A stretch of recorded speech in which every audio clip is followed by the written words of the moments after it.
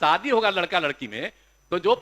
पुरुष है वो तो रोज रात में जो सदिया होता है उसके साथ करता है ना। मुख्यमंत्री जी ने जिस तरीके की भाषा का इस्तेमाल किया वो भाषा आम भाषा है, वो मैं तो मानूंगी हर को समझ में आने वाली भाषा थी जो उन्होंने कहा उस सदन में। इन महिला विधायकों को रोना तब नहीं आया जब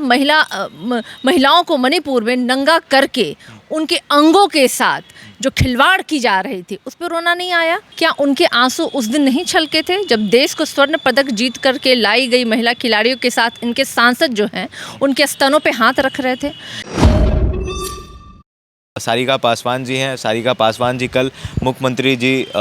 सेक्स के ऊपर बात कर रहे थे, लेकिन भारतीय जनता पार्टी की जो महिला नेत्री हैं, फिर भारतीय जनता पार्टी जो है वो कह रहे थे कि मुख्यमंत्री जी बीमार हो गए हैं, उन्हें इस तरह की भाषा का प्रयोग विधानसभा में नहीं करना चाहिए। सबसे पहले तो मैं बोलना चाहूँगी उन महिला विधायकों से जो भारतीय जनता पार्टी की हैं, जो कल माननीय मुख्यमंत्री जी के बयान से रो रही थी, क्या उनके आंसू उस दिन नहीं छलके थे जब देश को स्वर्ण पदक जीत करके लाई गई महिला खिलाड़ियों के साथ इनके सांसद जो हैं उनके स्तनों पे हाथ रख रहे थे? जब जंतर मंतर पे प्रोटेस्ट के दौरान वहाँ के पुलिस ने उन महिलाओं के साथ डैश डैश डैश, अगर मैं उन महिला विधायकों को जो कल को रोना आ रहा था उनके लिए वो छोड़ती हूँ फिल इन द ब्लैंक्स, उस शब्द को वो भर लें, तब उन्हें रोना नहीं आया? क्या इन महिला विधायकों को रोना तब नहीं आया जब महिलाओं को मणिपुर में नंगा करके उनके अंगों के साथ जो खिलवाड़ की जा रही थी उस पर रोना नहीं आया? ये कैसा रोना?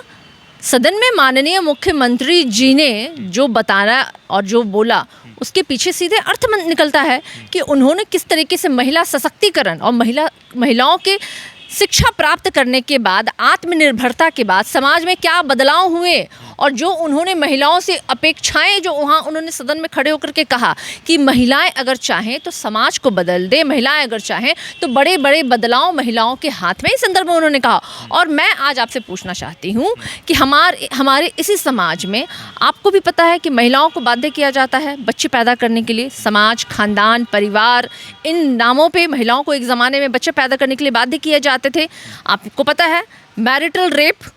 ये बहुत बड़ा शब्द है, लेकिन कई लोगों ने, पुरुषों ने ऐतराज़ व्यक्त किया था कि शादीशुदा ज़िंदगी में बलात्कार जैसे शब्दों का क्या मतलब, लेकिन इसके पीछे कानून है। बलात्कार हालांकि एक नेगेटिव वर्ड है, लेकिन मैरिटल रेप जैसी घटनाएं भी होती थी और उसके बाद कानून बने। महिलाओं के गर्भ में जो बच्चा पल रहा है उसे पैदा करना है या नहीं करना, इसका अधिकार भी महिलाओं को नहीं था, इसके पीछे भी एक कानून आया। भ्रूण हत्या जैसे कानून आया। मतलब टोटली मिला जुला के कहने का अर्थ है कि महिलाओं को अपने और अपने शरीर से जुड़े मामलों में भी फैसले लेने का अधिकार नहीं था। लेकिन शिक्षा जब महिलाओं को प्राप्त हुआ, जब महिलाएं आत्मनिर्भर हुई, तो महिलाओं ने नो बोलना सीखा। माई बॉडी माई चॉइस के बाद माई राइट पे वो उतरी, क्योंकि आज महिलाएं साक्षर हैं, आज महिलाएं नौकरियां कर रही हैं और आज वो फैसले लेती हैं शादी के बाद भी बच्चे कब पैदा करने हैं या नहीं करने हैं, ये अधिकार आज उनके हाथों में है और वो खुल करके उन विषयों पे बात कर रही हैं। तो मुझे लगता है माननीय मुख्यमंत्री जी ने जो सदन में जो कहा उसके पीछे संदेश यही था, इसके पीछे मुझे लगता है अन्यथा लेने की कोई आवश्यकता नहीं है। भाषा का प्रयोग किया, जिस तरीके से वो बात कर रहे थे, उससे कहीं ना कहीं भारतीय जनता पार्टी के लोग या फिर जो लोग मुख्यमंत्री जी का विरोध कर रहे हैं उनके भाषा से तकलीफ था। वो किसी और भाषा का, सेक्स एजुकेशन पर बात करना गलत नहीं है, सब लोग कह रहे हैं कि सेक्स एजुकेशन पर बात होनी चाहिए, लेकिन जिस भाषा का प्रयोग कर रहे थे वो कहीं ना कहीं अनकंफर्टेबल करने वाली। कल का दिन था शैक्षणिक और इसलिए आर्थिक, नहीं शैक्षणिक और आर्थिक जनगणना का भी रिपोर्ट आया और उसमें ये भी आया कि हमारे बिहार में शिक्षा का क्या स्तर है और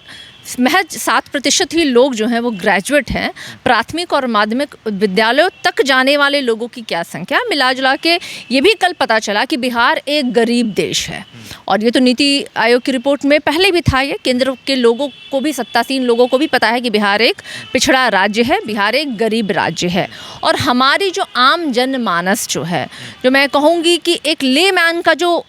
समझने का जो एक ये होता है, आप अगर उनके सामने उर्दू, फारसी और अंग्रेजी में बोलिएगा तो वो नहीं समझेंगे उस बात को। माननीय मुख्यमंत्री जी ने जिस तरीके की भाषा का इस्तेमाल किया, वो भाषा गांव चौबारे, गली मोहल्ले, टीले चौबारे, खेत खलिहान, ठेला चलाने वाला, रिक्शा चलाना, मुझे लगता है एक हर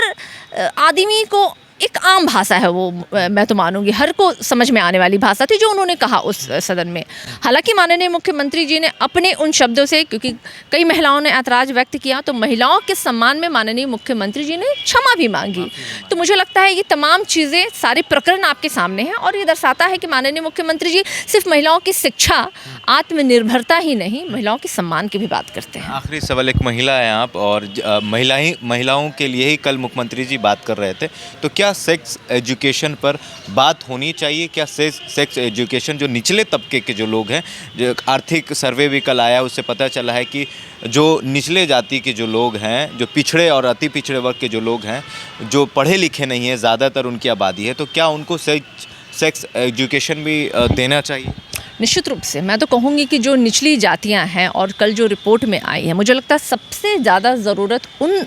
क्षेत्रों में और उन जगहों पे जाकर के लोगों को देने की आवश्यकता है, क्योंकि नहीं, बिल्कुल मैं आपको एलोब्रेट करके इस बात को बोलना चाहूँगी, क्योंकि वो जो तबका है वहाँ नौकरी नहीं है, शिक्षा नहीं है, और वो बच्चे को ही अपना एक बल समझते हैं, ताकत समझते हैं। वो आप किसी से जाके पूछ लीजिए, मैं भी बहुत साधारण भाषा में आपको बोल रही हूँ, आप किसी भी ऐसे टोले में चले जाइए जहाँ पे ये जातियाँ रहती हैं, वो बच्चों को ही अपना धन और अपनी संपत्ति समझते हैं। हालांकि वो बच्चों की शिक्षा देना है या नहीं देना है, कभी उस विषय में नहीं बात करते हैं। आज एक एलीट फैमिली जो है वो एक बच्चे पैदा करने से पहले भी एक कैलकुलेशन करती है कि मुझे बच्चे पैदा करने हैं, उसको अच्छी बेहतर भविष्य देना है, उसको बेहतर भविष्य देना, हॉस्पिटल के खर्चे से लेकर के उनकी पढ़ाई के 5 साल 10 साल पहले तक की फ्यूचर प्लानिंग आज एक फैमिली, एलीट फैमिली करती है। तो I think that's difference make everything.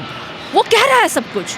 वही डिफरेंस है कि एक शिक्षित और एक अशिक्षित तबके में क्या फ़र्क होता है। माननीय मुख्यमंत्री जी ने बहुत साधारण भाषा में वो सदन के पटल से रखी बात को। ये थे हमारे साथ सारिका पासवान, राजद नेत्री हैं, कह रही हैं कि मुख्यमंत्री जी ने कल जिस भाषा का प्रयोग किया है वो इसलिए किया है क्योंकि बिहार में कई ऐसी जातियां हैं या कई ऐसे लोग हैं या फिर बहुत ज़्यादा आबादी जो है वो पढ़े लिखे नहीं हैं, उनको साधारण भाषा में समझाने के लिए कहीं ना कहीं उस भाषा का प्रयोग किया है। लेकिन उसके बावजूद जो कुछ महिलाएं हैं, जो भारतीय जनता पार्टी की महिलाएं हैं, वो असहज महसूस कर रही थी, उन्हें ठीक नहीं लगा, तो उसके लिए, महिला सम्मान के लिए मुख्यमंत्री जी ने माफ़ी भी मांगा है आज। बहरहाल सेक्स एजुकेशन को लेकर आपकी क्या प्रतिक्रिया, हमारे कमेंट बॉक्स में ज़रूर बताइएगा। अगर आप हमारे फेसबुक पेज पर हैं तो लाइक करिए, अगर आप हमारे यूट्यूब चैनल पर हैं तो सब्सक्राइब करिए। कैमरे के पीछे केशव है और मैं हूँ अमान, आप देख रहे थे पब्लिक स्टेशन।